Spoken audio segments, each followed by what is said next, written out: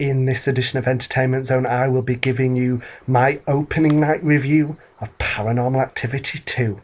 This review will contain spoilers, so if you don't want to know anything about the movie, stop watching now. Enjoy.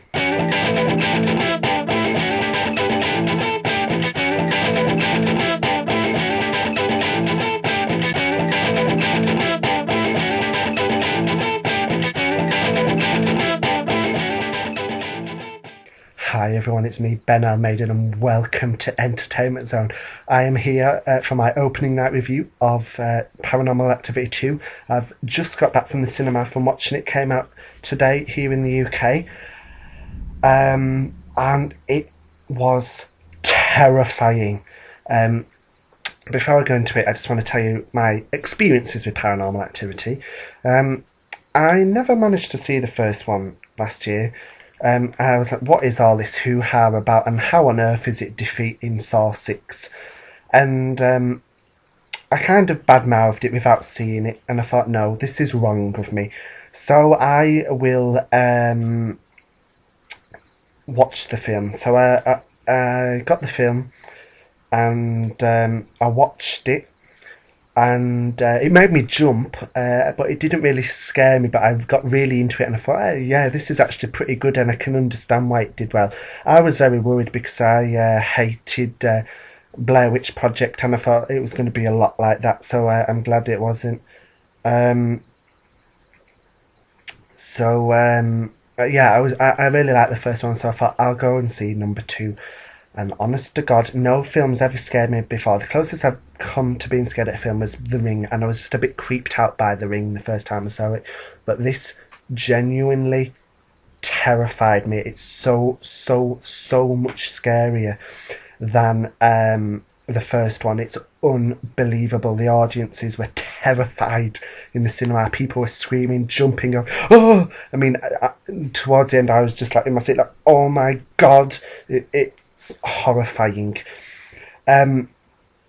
Again, this review is going to contain spoilers now, so this is your last chance to turn off if you don't want to be spoiled. Okay, what I was first shocked at with the film is that it kind of predates the first one. We found out that it's set 60 days before the death of Micah, which was obviously the end of Paranormal Activity 1. So I thought, oh God, this is going to end at the same time. I thought it was going to run concurrent to it, but thankfully it didn't. I'll come back to this film's ending later on. I will admit it was a lot slower to get into than Paranormal Activity 1. It did have to set up all the new characters, what was going on, the setting of the house, setting up the security cameras, and I did kind of just feel like, oh, this is a bit slow. I thought, oh, and the first night, all that happened was the pool light went off.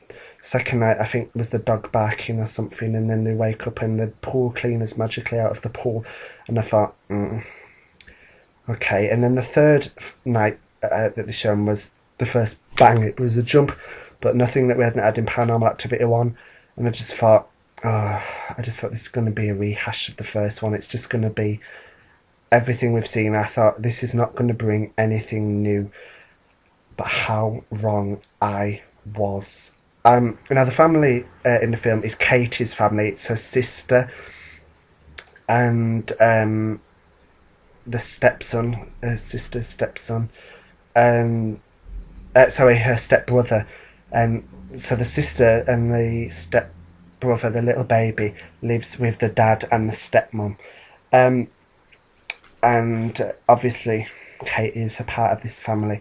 And we kind of learn that the demon, that they think it's going after the little kid because they find out if you make a bargain with a demon, it'll come and take your firstborn male in their family, and if there isn't one, they'll keep taking off family members until it gets to the baby.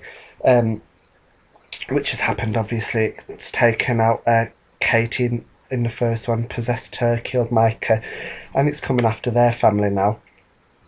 And like Katie in the first one, the main character in this one, the sister, very much believes in the paranormal.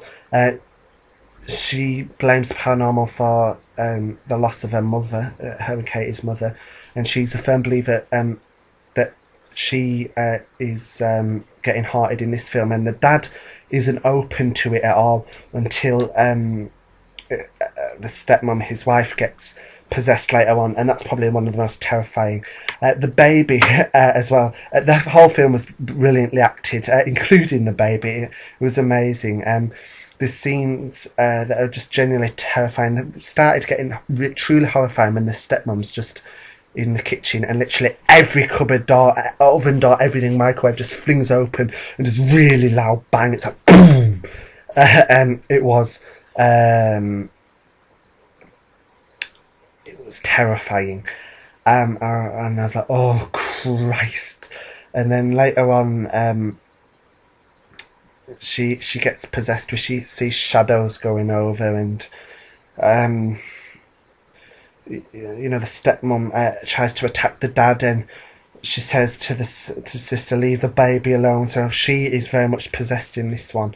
And the dog barking a lot, and the dog gets flung across and injured, and a lot of spooky goings on. Really, it's not just banging. Like the stepmom getting possessed, she runs in to check on the baby and just gets flung out, and that was terrifying. But she runs back in again and it flings her out again, and it just drags her down the stairs until it takes her into the cupboard that leads down to the cellar. And oh my god, it was terrifying. I've never, as I said, been really scared by a film, but this truly was remarkable. And you know, the dad goes down to the cellar and gets tapped down there. The floor's shaking, and you can see the baby. Whether he was there or not, I don't really know. And oh, it was very scary, very scary. And then it goes on for a while, and then it connects it to Paranormal Activity 1. It has a like 3 weeks later moment where the sister's with Katie, and Katie's like, oh, how's things with you? And like, oh, I'm really scared. What about you? And Katie's like, yeah, Micah's on about getting a video camera. Then Katie goes home, and we have a clip at the beginning of Paranormal Activity 1, like, why have you got this camera, Micah?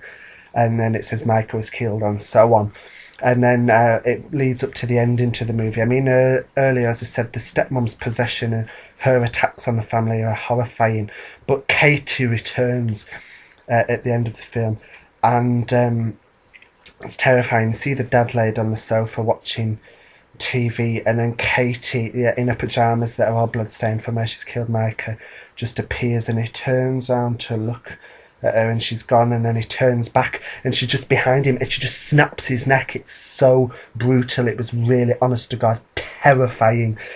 And then she goes booming up the stairs and goes to get the baby, and the sister like runs in.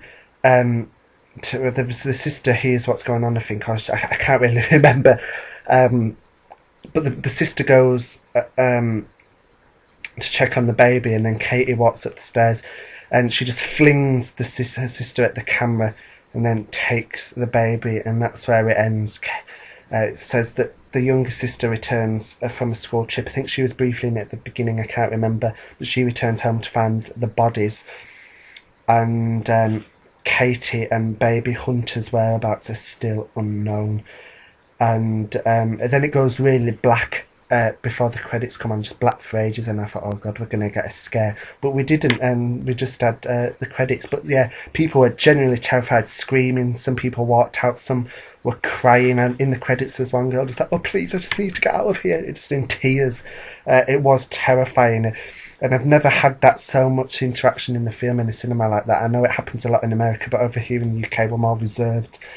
So it was amazing cinema experience, and I'm glad I decided to see it in the cinema instead of wait for the DVD. But as I said, it was genuinely terrifying. If you don't like banging and stuff, and possession, like, you know, you see strange things with the child, the dog getting injured and barking, and people getting possessed and flung around. It's a lot scarier than the first one. People might think, oh, it's just films of banging, like going boom, but like, oh, how is that scary? But and I thought that was the first one, and it didn't really scare me. It made me jump a few times, but this one was genuinely terrifying. Would have been interesting to see what the director Kevin Greuter of Saw 6 would have done with it, but alas, it wasn't meant to be. But still, it was an amazing film. Oh, and I just want to give a quick shout out to the director of this film. Actually, visually it was amazing. We had both handheld and security cameras, and it's so well worked out well. The shots, it's so well designed, and like you can't tell the special effects used. Everything looks so real, and like the possession and people getting flung around the room and shadows and stuff. You can't tell any of it was special effects or how they did it. It was amazing. So props to the director. And I hope there's a sequel. I want to know what happens to Katie and the baby. Seriously, it terrified me and I enjoyed it. I'll probably go and see it again. Great film. Check it out, honestly. If you've seen Paranormal Activity 2, leave a comment to let me know what you think. And to make sure you never miss a video, be sure to subscribe. And if you have seen it, I hope you sleep well. But until next time, it is bye-bye from me.